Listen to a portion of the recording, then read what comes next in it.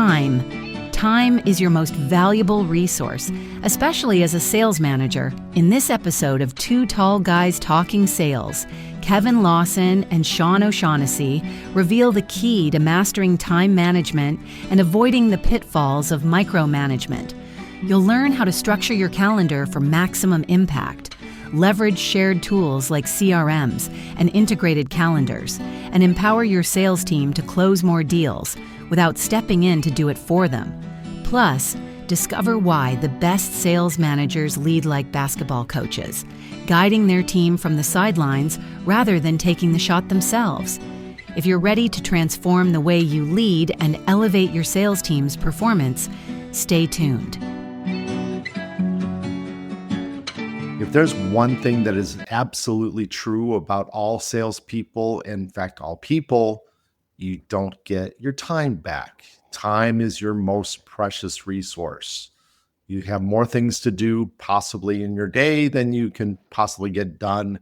And so you have to prioritize. All of those things are true. And they're especially true of salespeople. And in this episode, we want to talk about how true it is for sales managers, especially new sales managers that are just getting into the new role.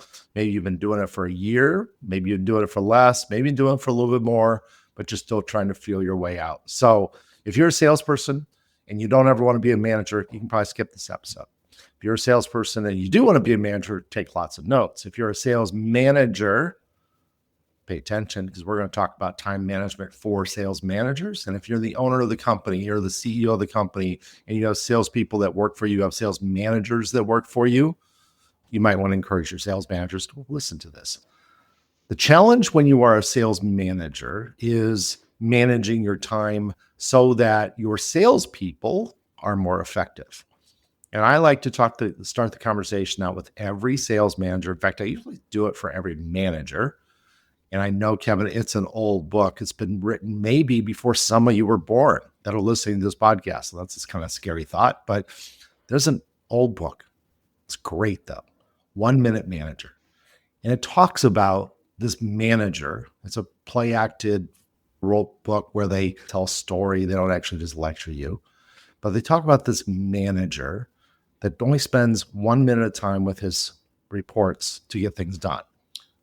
I'm not saying only spend 1 minute of time with your reports, but I am saying have a plan for how you're going to execute your relationship with your people that help you get your job done, your reports. That plan should be to make sure that they know how to do their job, to make sure that they know how to be successful, that they have all the tools that are necessary to be successful, that they understand all that. And then you check in with them on a regular basis, but you let them do their job. When they have problems, that's when we get to learn. So that's okay. A salesperson having a problem, salesperson not understanding how to deal with a certain situation with an account or with a deal, that's fine, because that's how you learn. That salesperson will get better by going through the experience. And then you help them. You have lots of time left to help them because you're not micromanaging everybody else in the whole equation. So when you are a sales manager, your job is to make others better. So everything that you can do should be focused on that. You shouldn't be trying to figure out how to micromanage your deals. You shouldn't be figured out how to steal the deal away from the sales rep, because obviously that sales rep can't close that deal. So you have to do it. That's not a good thing to do. Instead, you should be empowering them to do their job. And you should be thinking of ways to empower them to do their job more effectively. Kevin, you've been a manager and you've been managed. What do you think? The tendency of new sales managers is typically trying to understand everything. Like, I want to know everything about every deal as if they were a salesperson. When you're a salesperson, you're typically focused on the details of every deal. That when you get promoted into a management role, not surprisingly, you embody some of those same behaviors, which equals micromanagement. Because now you're managing others who you're supposed to be empowering, but instead you're using those past learned behaviors as a salesperson to be a manager. So the challenge here becomes, how do you get better at your craft? You're no longer a quota-carrying salesperson, because Sean and I do not advocate for player coaches. We advocate for being either a player or a coach, unless you're in the power of one, the owner, founder, and you're selling and managing and doing all the things below. Being a player is different from being a coach. Being a player requires you to accept direction. Being a coach requires you to give direction. In our last episode, we talked about how to plan to go to market. That's a sales leadership behavior where you're casting a vision for, we're going to go attack this vertical of manufacturing this year. We're going to rely on our past successes in this other vertical and extend those to a new vertical.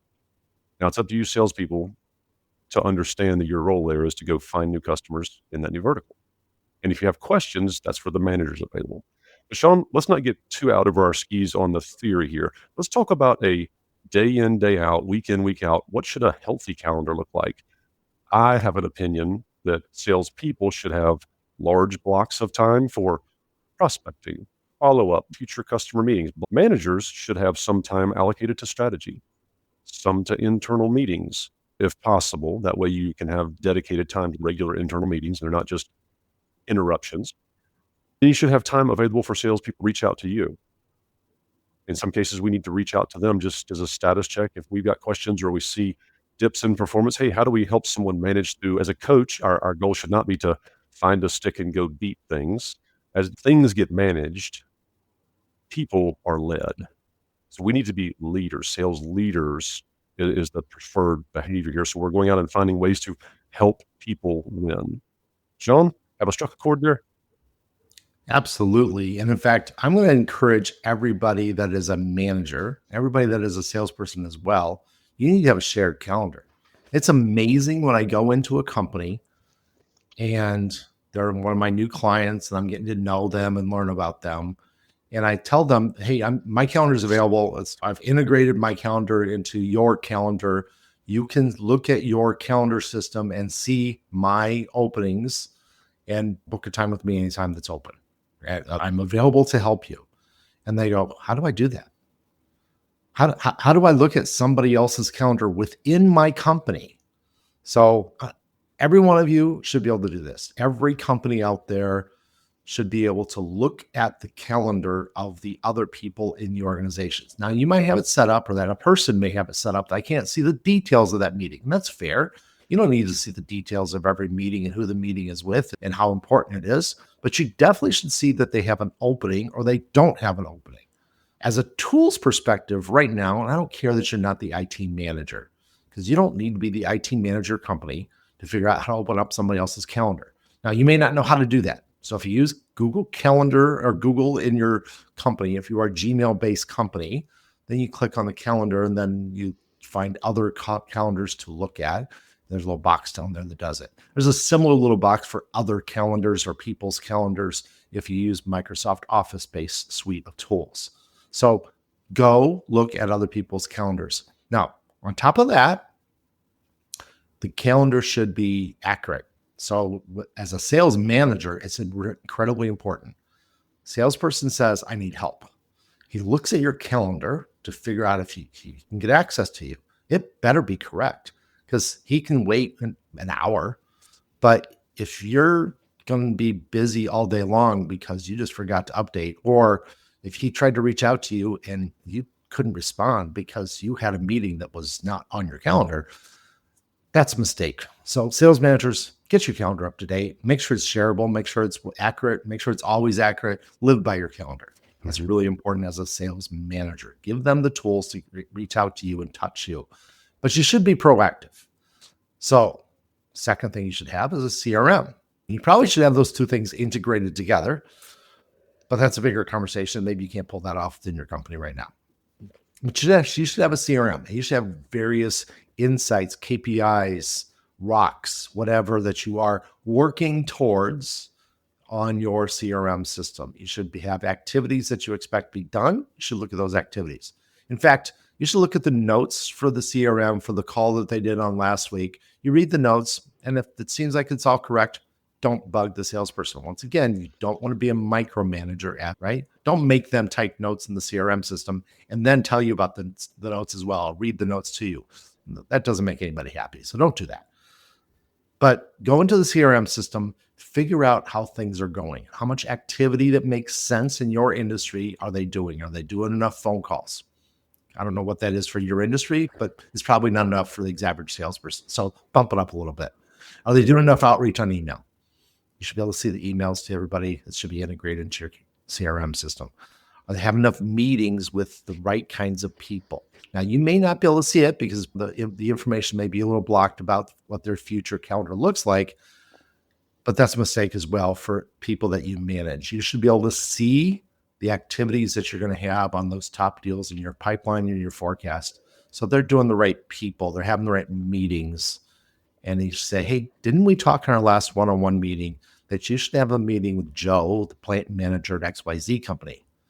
Why don't I see that on your calendar? Why isn't that out there? Well, are you having problems? What's the problem? Reaching out to Joe or Harry or Steve or Larry. Those are the types of things you should do proactively. How can you help them, push them, encourage them to do better at going after activities that are going to move the needle for your company, that are actually going to drive revenue?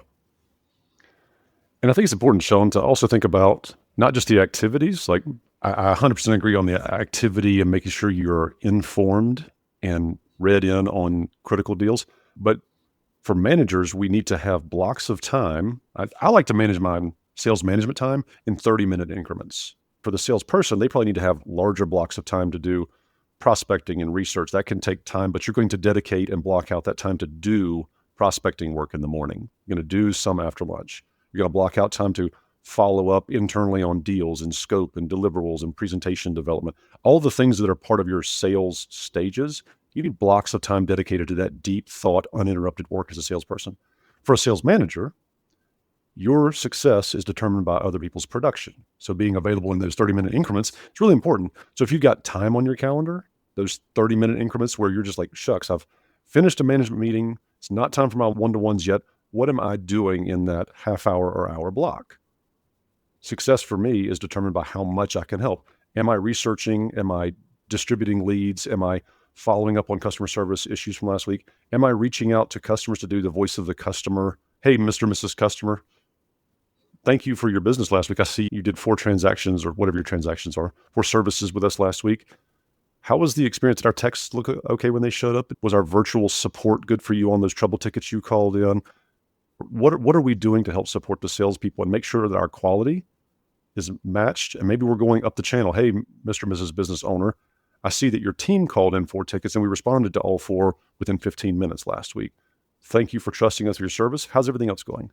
Maybe we're doing that relationship up call to support the salesperson. We're not going around the salespeople. I know for everyone listening here, you can't see me, but I'm leaning in going, hey, we're not micromanaging individual deals here and relationships. Salespeople should know that we're doing this. But as a new manager, you may be saying, shucks, what reports should I be looking at? As a new manager, you need to learn what reports are most valuable to your goals and leadership, because you've got to lead up as well to the CEO or president. As a salesperson coming into that role, you've got to not only learn how to read your old reports so you can coach people on gaps, but you've also got to learn what additional things are available. So block out the time on your calendar. You may need to go to IT and say, hey, where's this data pulled from? How is this report generated? So when a salesperson says, oh, this report isn't right, you can help either talk them through why it is right or talk them through how to get it right based on activities, or going back to IT and saying, hey, we need to reformat this. So there's a lot that goes into being a sales leader that is a new skill. So block time on your calendar to invest in yourself, train yourself, seek training for new skills. And one of those things that you should think about when you're building out your skills is to watch a little bit of basketball. So this is basketball season as we record this. And so hopefully you're listening to this kind of in real time. And so you're in the middle of basketball season for this year, on college basketball especially. Maybe high school might be over by the time you listen to this. But you should go to watch a game. Just turn the TV on, slow coke, go see a game. And I want you to watch the coach. Watch the coach on the sideline, because that coach is the sales manager for that team. And I want you to watch the coach, and I want you to watch how many times does he or she go out on the floor and shoot the free throw. At the end of the game, game's on the line. how many times does the coach go, hey, timeout, blue, timeout, ref? He says, I'm subbing myself in because that guy that you just put on the line, he can't shoot free throws worth a darn. And I'm going to put myself in and I'm going to take that shot for him. I want you to count how many times that happens. And I guarantee it's 0 because it's just not allowed. Coach is the coach. The coach can get out on the floor during practice. The coach can help with role play of shooting a free throw during practice. But when the game is live, when the timer is on and the refs are on the court, which means that we're in sales mode, now the coach has to be a coach. And you watch your player do the job that you taught them to do during practice, during role plays, and you don't step in and try to do it for them. You let them do it. Now that's going to be hard because you know you're a better salesperson than that rep is, but that's what you have to do because that is the sign of a good leader. A good leader has people that do the things that they need to do to be successful. So one of those things that you might need to do to be successful, especially like if Kevin was talking about those reports, book some time on Kevin's calendar, book some time on my calendar, and maybe we'll walk through the reports that you need to have created so you can do your job as a sales manager more effectively. You'll find information on how to do that in the show notes. So take some time to do that. Thank you very much. See you next Tuesday. What a great episode, Sean and Kevin. Today, we learned an invaluable lesson about the difference between being a player and being a coach, or in this case, the difference from being a salesperson and being a sales leader. Not a sales manager, but a true sales leader. Too often, new sales leaders fall into the trap of trying to control every deal, stepping in when they should be coaching from the sidelines. But as Sean so perfectly illustrated, just like a basketball coach can't take a free throw for their players, a sales leader shouldn't take over deals for their reps. Instead, great leaders train their teams, provide the right guidance, and trust them to execute in the field. And speaking of execution, we covered one simple yet powerful action you can take today: blocking time on your calendar for success. Time is your most limited resource, and structuring it intentionally is what separates high-performing sales leaders from overwhelmed ones. Take 30 minutes right now to review your schedule for the week and set aside dedicated time for coaching, strategy, and internal meetings. Don't let the chaos of daily business make you forget this. Do it now before another day slips away. If you ever need help refining your sales strategy, strengthening your sales leadership's approach, or simply growing your business, Sean and Kevin are here to help. You'll find their contact information in the show notes, along with a quick assessment to see how well your sales team is performing. Make sure to subscribe to Two Tall Guys Talking Sales on your favorite podcast player, so you never miss an episode filled with insights that help you sell smarter and lead better. Remember, it is all about time. And until next time, meaning next Tuesday at 4:30 p.m. Eastern Time, happy selling.